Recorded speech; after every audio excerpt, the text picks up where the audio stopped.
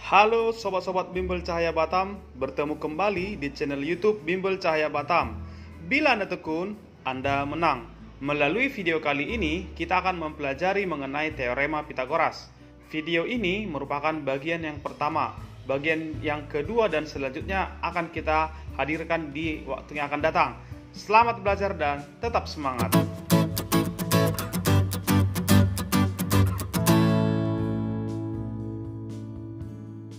Teorema Pitagoras ditemukan oleh seorang bapak matematika, yaitu Pitagoras, sekitar 2500 tahun yang lalu. Beliau mengatakan, pada sebuah segitiga siku-siku berlaku, kuadrat panjang sisi miring atau hipotenusa sama dengan jumlah kuadrat panjang sisi siku-sikunya.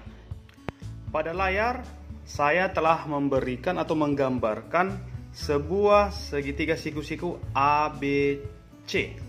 Sisi AB dan CA merupakan dua sisi yang membentuk sudut siku-sikunya, dinamakan sisi siku-siku. Sedangkan BC itu merupakan hipotenusa atau sisi miring.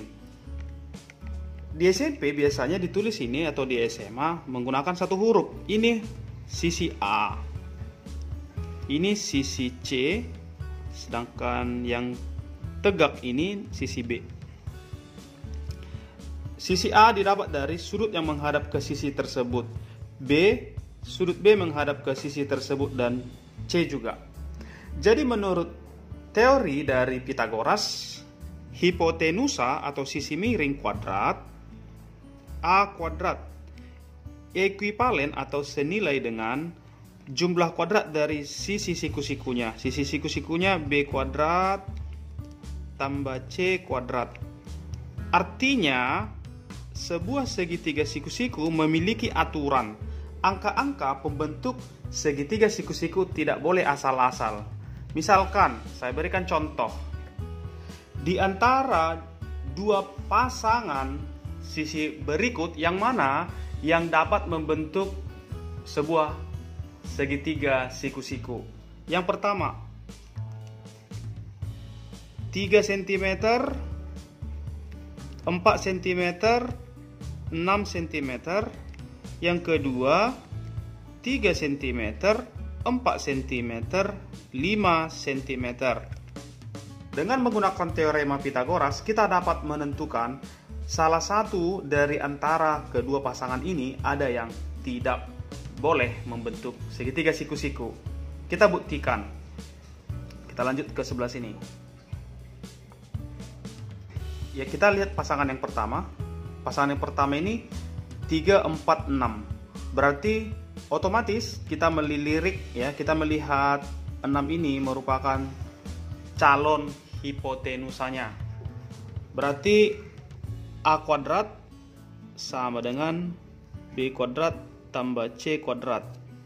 Berarti 6 kuadrat sama dengan 3, 4, 4, 3 itu posisinya tidak terlalu dipermasalahkan. 4 kuadrat tambah 3 kuadrat atau 3 kuadrat tambah 4 kuadrat, tak masalah. 36 sama dengan 9 tambah 16. 36 sama dengan 25. Salah kan? Tidak sama. Berarti ini bukan segitiga siku-siku. Berarti sisi 3, 4, 6 tidak akan pernah membentuk sebuah segitiga siku-siku. Bagaimana dengan yang kedua? Yang pertama. Dengan yang kedua, 5 cm menjadi hipotenusanya. Berarti 5 kuadrat sama dengan 3 kuadrat tambah 4 kuadrat. Atau 4 kuadrat tambah 3 kuadrat. 25 sama dengan 9 ditambah 16. 25 sama dengan 25. Berarti 5 cm, 3 cm, 4 cm merupakan 3 sisi yang dapat membentuk sebuah segitiga siku-siku. Pada layar saya memberikan contoh soal yang berhubungan dengan perhitungan sisi pada segitiga siku-siku menggunakan teorema Pitagoras. Yang pertama, diketahui sebuah segitiga siku-siku ABC Sisi siku-sikunya 10 cm dan 24 cm. Tentukan panjang hipotenusa atau sisi miringnya. Kita pakai rumus yang sudah kita pelajari sebelumnya. Berarti A kuadrat sama dengan 10 kuadrat ditambah 24 kuadrat.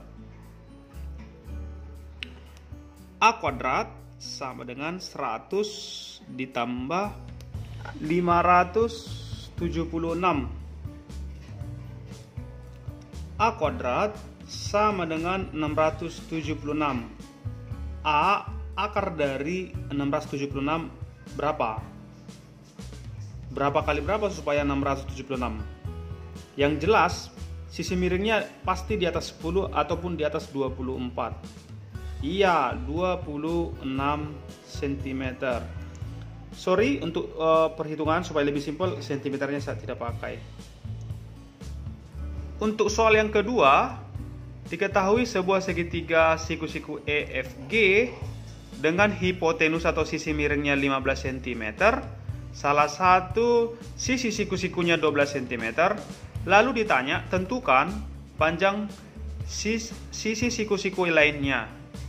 Berarti sisi F ya, F. Sama rumusnya. Ini G, hipotenusa G, berarti G kuadrat sama dengan E kuadrat ditambah F kuadrat. Kita masukkan angkanya. G 15 kuadrat sama dengan E 12 kuadrat ditambah dengan F yang ditanya, sisi F. 15 kuadrat 225, 14 kuadrat 144 ditambah dengan F. Lalu ini pindah ruas, positif pindah ruas jadi negatif, berarti 225 dikurangi 144 berapa? Iya, 81 sama dengan F. Ini F kuadrat. Berarti F adalah akar dari 81. Nilai F atau sisi siku-siku lainnya adalah akar dari 81 cm, 9 cm. Kita akan lanjutkan bagaimana cara mengetahui sisi-sisi lainnya tanpa perhitungan menggunakan rumus Pitagoras ini dengan cepat. Ya, saya akan menjelaskan mengenai triple Pitagoras. Triple Pitagoras adalah bilangan-bilangan yang khusus, yang istimewa, satu paket. Setiap segitiga siku-siku memiliki satu paket bilangan triple Pitagoras. Triple Pitagoras yang akan saya jelaskan ada 4 jenis. Tipe yang pertama 3, 4, 5. Tipe yang kedua adalah 5, 12, 13. Tipe yang ketiga 8, 15, 17. Yang keempat 7, 24, 25. Maksudnya adalah 3 cm, 4 cm, 5 cm, 5 cm, 12 cm, 13 cm, 8, 15, 17 meter kalau menggunakan satuannya meter, 7 km, 24 km, 25 km ataupun cm. Ini memiliki sifat khusus yaitu membentuk segitiga siku-siku. Lalu, apakah hanya angka ini saja? Tidak, ini adalah dasar-dasarnya saja, bilangan yang paling pokok.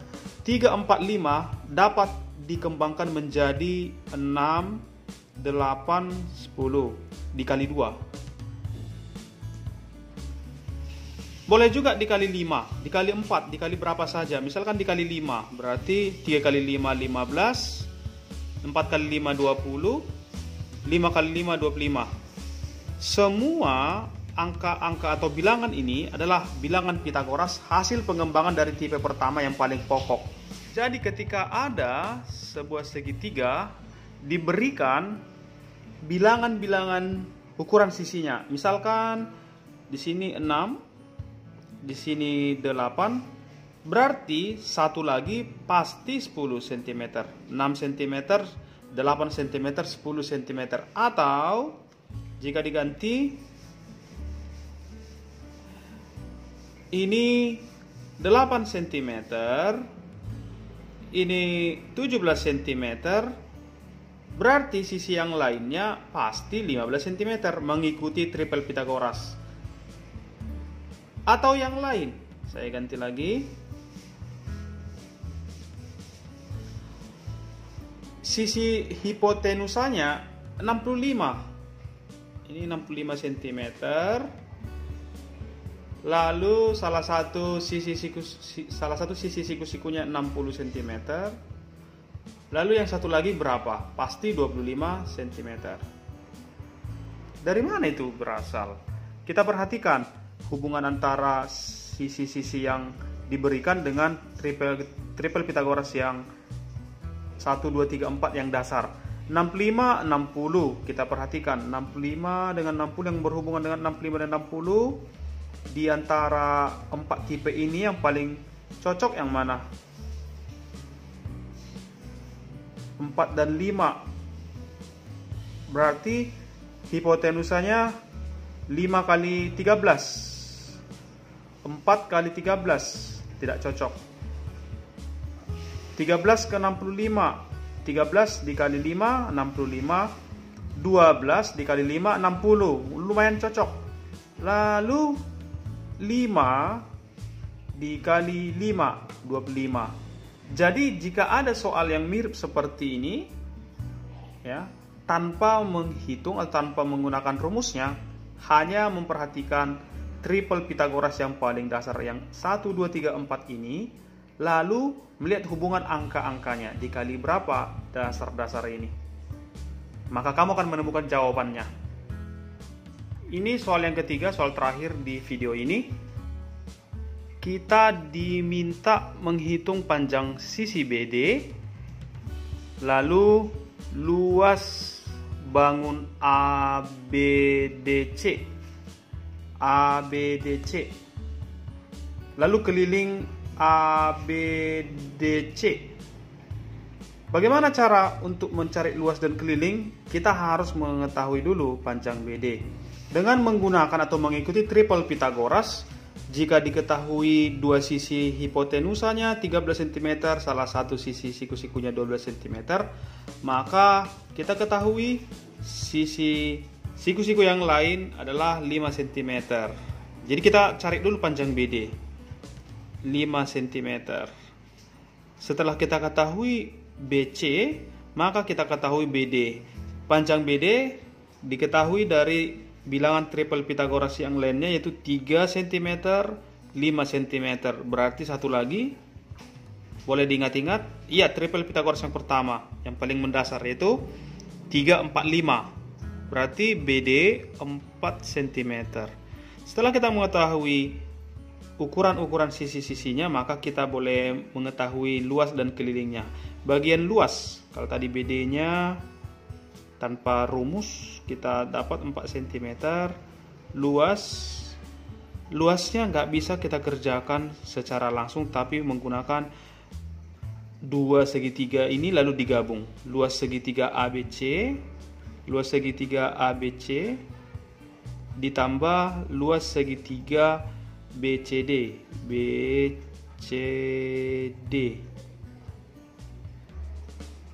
Luas segitiga ABC, alas kali tinggi per 2, berarti 12 cm kali 5 cm per 2. Sedangkan segitiga yang lain gunakan sisi-sisi siku-sikunya. Kalau tadi BC di sini bertindak sebagai salah satu sisi siku-siku, tapi kalau di segitiga BCD dia hipotenusa. Jadi ini tidak dipakai untuk luas BCD, tapi 3 dan 4. Alasnya 3 dikali 4 per 2.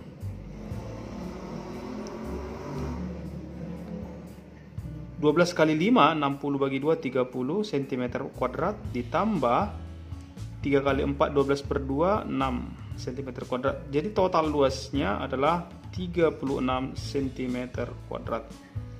Untuk keliling kita kerjakan di bagian ini. Keliling segi 4 ABDC itu dihitung dari sisi AB ditambah sisi BD ditambah sisi DC ditambah sisi CA. Lalu kita masukkan angka-angkanya. 13 cm ditambah 4 cm ditambah 3 cm ditambah 12 cm. 13 tambah 4 17 tambah 3 20 tambah 12 32 cm. Jadi total luas 36 cm kuadrat, total keliling adalah 32 cm, di mana sisi BC dalam perhitungan keliling tidak diikutkan karena hanya menghitung sisi terluarnya saja. Demikian teorema Pythagoras bagian yang pertama. Video berikutnya kita akan menghitung panjang diagonal pada persegi lalu diagonal ruang. Tetap ikuti pembelajaran kita, jangan lupa like, komen, subscribe, bahkan share channel Bimbel Cahaya agar kita semakin semangat untuk menawarkan ilmu bagi kalian. Terima kasih.